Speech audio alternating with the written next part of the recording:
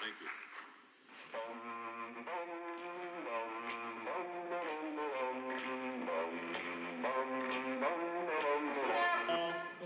Makes the world go round. Snap, what a happy sound. Snap is the happiest sound I found. But snap makes the world go round.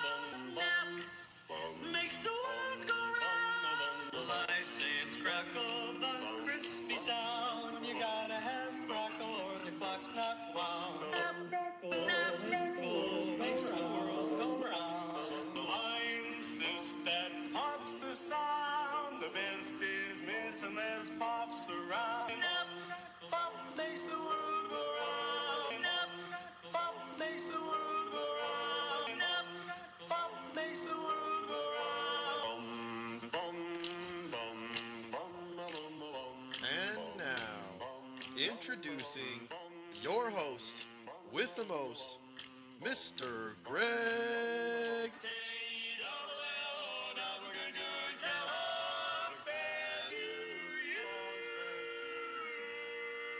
along with Rick Brusuelas and Dennis Michelson.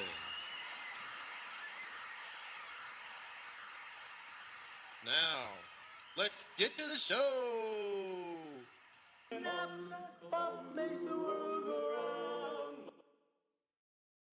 Welcome to Snap, Crackle, and Pop.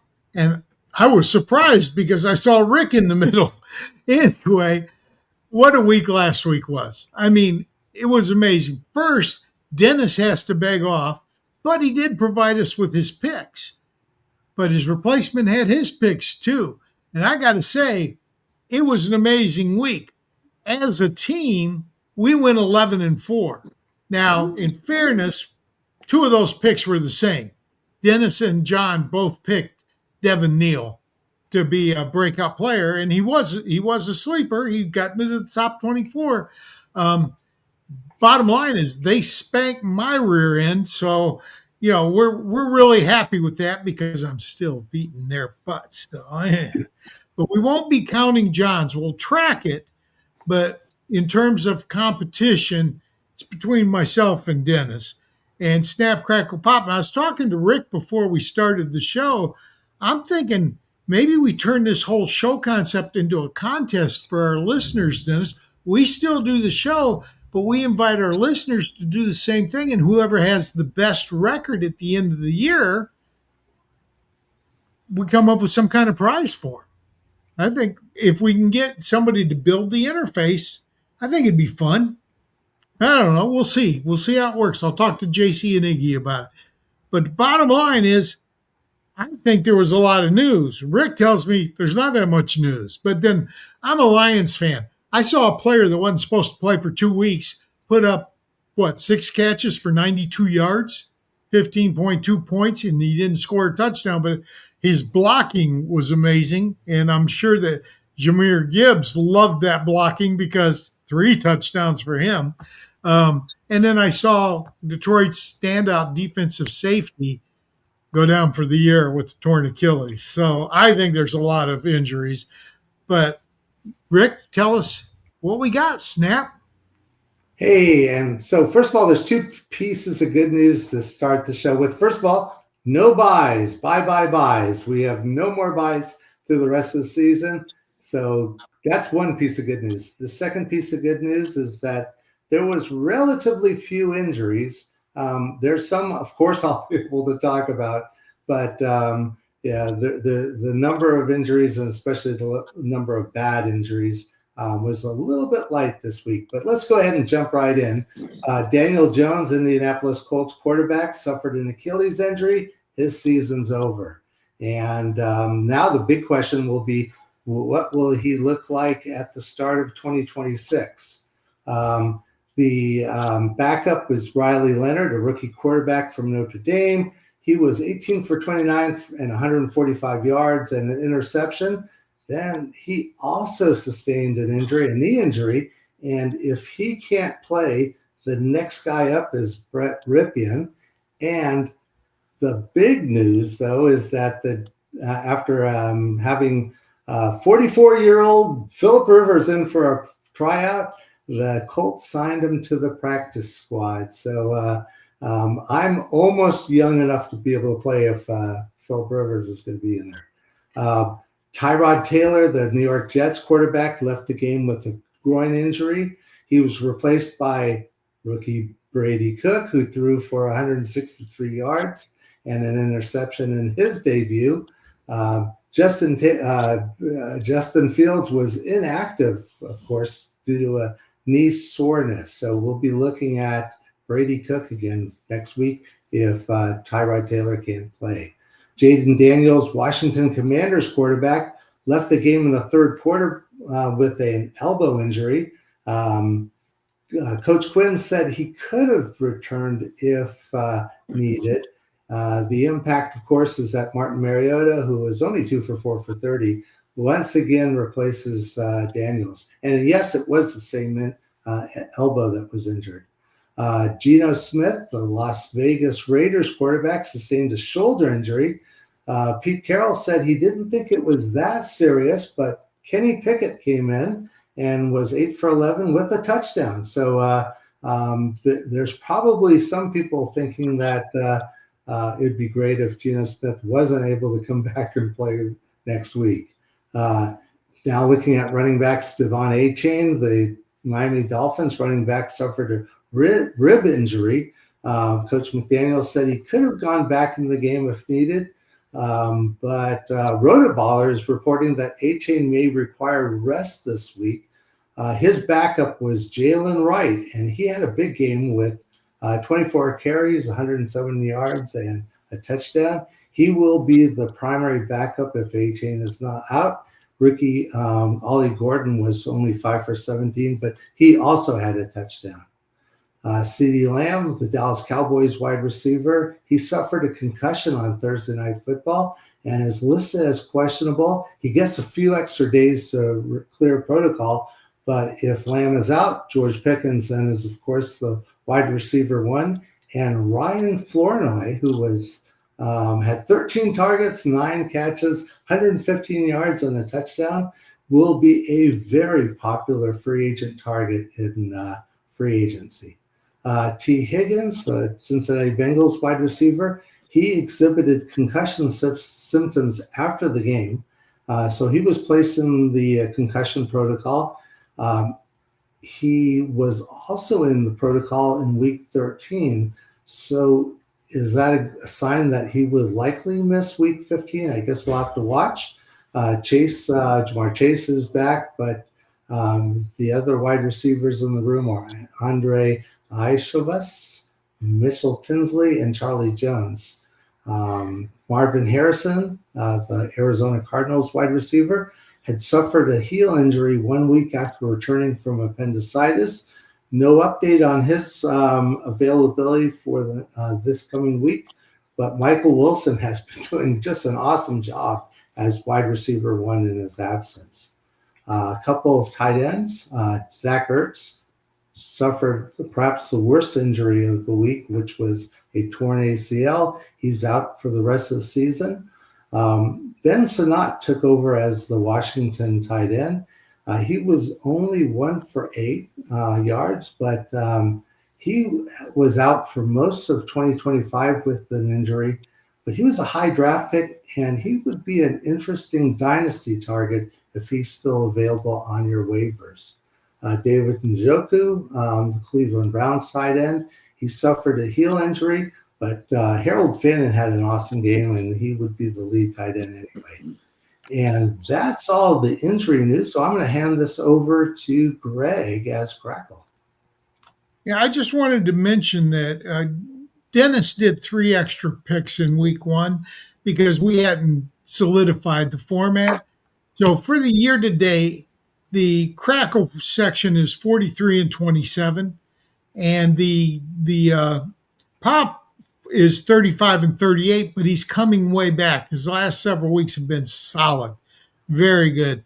So for me in Crackle, I'm going to start off with, I love to hate on the Green Bay Packers and Chicago Bears. Last week was my Bears week off, and I did get burnt by one of the Bears, but I'm going with Jordan Love. He's quarterback 12 right now, but he's traveling to Denver. Denver's got a decent pass defense, and it's hard to play in Denver. So, yeah, I know Love got his favorite receivers back, but he's been a camel this year. If you look at him, I don't know if you guys use Sleeper or not, but I do. I love the Sleeper app. And you can break down game logs. And when you go in and look at the game logs, they list all the matchups that he's had so far, but they also list up the upcoming matchups, and they color code them. Green is a good matchup for the player. Red is a bad matchup for the player. So in the red matchups, he's averaged 9.8 fantasy points in his red matchups this year. And the top one was only 11.1. So he's not scoring a lot in red matchups. Denver is a red matchup. In his green ones, he's averaging 21.1. So he plays to his competition. If it's a good competition, he ain't playing well. So he's my bench this week. At running back, oh God, I got to go with somebody I don't want to. Running back David Montgomery at the Las Vegas Raiders. All right. I think Jahmyr Gibbs is going to go off against the Raiders, but Montgomery seems to be TD dependent for reaching the top 24. Now, he is the 23rd ranked running back in the rankings right now, but that's because he's been consistent and hasn't missed any games. All right. So I think that it's a game on the road against the defense that's given up about 21 points per game to opposing running backs. But most of the scoring they're giving up are to running backs who catch the ball and or who have the explosive breakaway ability. Now, I know that Montgomery can break long runs. Now, he had a 35-yard touchdown this last week, but Gibbs is the much more explosive back. So I think Gibbs is the one that benefits this week. At wide receiver, I went with now this guy had a good week this week. He's going against a Miami defense that can be had, but typically Miami's defense is better against the pass than they are against the run. Wide receiver 19, DK Metcalf for the Steelers. He scored since week 8 in 6 games since then. He's been top 24 player twice, just twice, all right? And in the last 5 games prior to week 14, he was held under 50 receiving yards all 5 games. All right. So he did rebound nicely against Baltimore, but let's face it, Baltimore's not a defensive team anymore. So Miami is better against the pass. They've allowed 113.7 points per game to all opposing wide receivers and 12 total TDs. Metcalf, he's held outside the top 24 4 of those 5 games. I just don't trust him, so he's on the bench. My most outrageous call, I think you'll agree, and I'm kind of regretting it a little bit, is tight end number 4, Tyler Warren. Okay? He's playing at Seattle, though, and if it's Riley Leonard, we saw what Seattle did to Max Brosmer. Okay? Made him look like a kid, like a teenager playing against men. Okay? Now, we don't know if health-wise Riley can play, and I fully expect that I made this pick before I saw the signing for Phillip Rivers. I expect Rivers to go, but he's 44 years old, and when's the last time he played a game? I'd have to go look. I don't know. Did he play last year? Did he play the year before? It's been a while. So, yeah, Anthony Richards ain't playing, all right? Yeah, Richardson might have given me a little hope, but sorry, Seahawks are not going to make Leonard look good, and I'm not sure that even Phillip Rivers can look good against that Seahawks defense in Seattle. They're pretty tough. At running back, my bonus pick is a running back 21, and up-and-coming running back 21, R.J. Harvey, all right? And now, I really considered going with Michael Pittman, but I did get, before I went with the bonus pick, I did get the news that Phillip Rivers had been signed. I think Rivers can help the deep receivers, Josh Downs and Pittman, just not sure what he can do with Warren. frankly, Rivers played for San Diego. They had good tight ends, Antonio Gates, right? So I'm just not sure what to expect with Rivers. So I went with Harvey instead. Green Bay's got a good run defense. It is in Denver, okay, but I just think Green Bay they're going to find a way to shut down RJ Harvey. So the projections for Harvey versus Packers, they most of them range from about 8.5 to 10.7. Neither of those projections gets him into the top 24. So I'm saying Harvey, if he was used more in a passing game, like Woody Mark says, I would trust it more. But he's just not. And I don't really trust Bo Nix all that much either. So that's it for me. But let's turn it over to Pop and see what we got for our sleepers this week. Thank you very much, Greg. And hey, if you want to do what that sign says behind me, kick some risk, you got to listen to Mr. Greg Kellogg. He is going to give you some great guys to avoid each and every week. I'm going to try to give you a couple of sleepers or two. So I'm coming to you live from Indianapolis. And no, the rumor that was started on social media is not right. I did not come down here to Indianapolis to try out as the new kicker for the Colts. I do understand they like older players, and they heard about me kicking a 65-yard field goal in a game here in Danville for a senior football game. Well, it was a 65 Was that a paper centimeter football? Was that a 65 paper football? centimeter kick. No, 65 centimeters was the kick. Oh, okay. We play on a very small field. We're old But guys. you got it up. You got it up over the goalpost. Got it up 15 over the feet up in the goalpost, air. man. I could pop a good loft wedge like with the best of them. I'm telling you. Okay. But anyway, all kidding aside, down here in Indianapolis, big racetrack business conference here tomorrow here at the Tops HQ. It is the place that you want to learn everything you can about speed. And hey, when it comes to speed, that is a very big factor in fantasy football as well. And that is my quarterback, a guy who is like greased lightning, Mr. Jackson Dart from the New York Giants. The Washington Commandos are giving up the fifth worst as far as giving up points to opposing QBs.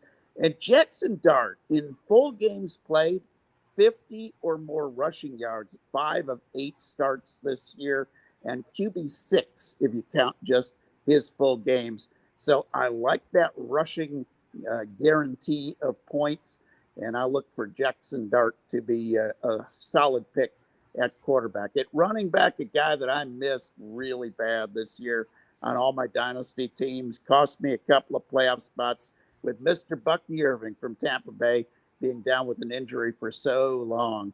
Atlanta yielding 23.3 points per game to opposing running backs, and Bucky Irving with back-to-back solid efforts as he came back from an injury, getting enough volume. I was a little bit concerned in that Tampa Bay running back room if you'd get the volume, and he is, and that makes him a solid pick this week at running back. Wide receiver, boy, ever since this guy came to the Jacksonville Jaguars, he's been sort of taken over as the WR1. How about over 6 targets in each game against the opposing opposition since he's been a Jacksonville Jaguar? That is Jacoby Myers. And the New York Jets, they're yielding 28.2 points per game to opposing wide receivers. Trevor Lawrence playing pretty good, and Jacoby Myers with touchdowns in 3 straight games.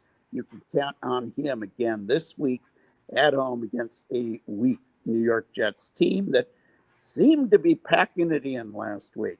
At tight end, well, I like this guy all the time, but coming fresh off of a bye, you got to love the fact that George Kittle just outside the top 12, so I can use him. And Tennessee, pretty good defense, but they are yielding 13.3 points per game to opposing tight ends.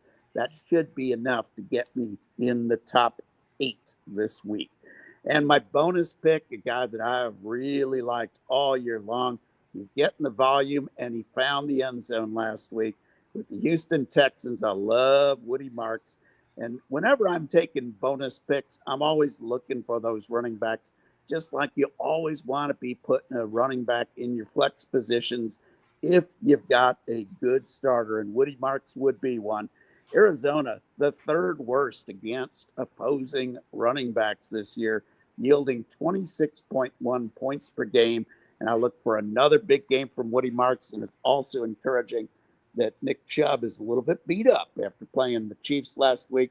So I look for Woody Marks to maybe even get a little bit more volume this week. And that's why he is my bonus pick. That'll wrap it up for me. Back to you, Greg. Got to say thank you. Great show again. And if you like the show, share it with your friends. Like and subscribe. We'll take it. We can. If you like the idea of doing a contest with us, let us know. Let us know in the comments, or just shoot us a DM. You've got our Twitter. Well, you got my Twitter and you got Rick's. Shoot us a DM, and we'll be sure to take into consideration. But that's it for this week. We do have another show coming out on Thursday night. Rick and I do, called Thursday Checkdown. Tune in at 7 p.m. That one we go live with an audience, so you're welcome to come in and ask us your questions while you're in the chat room. Take us home.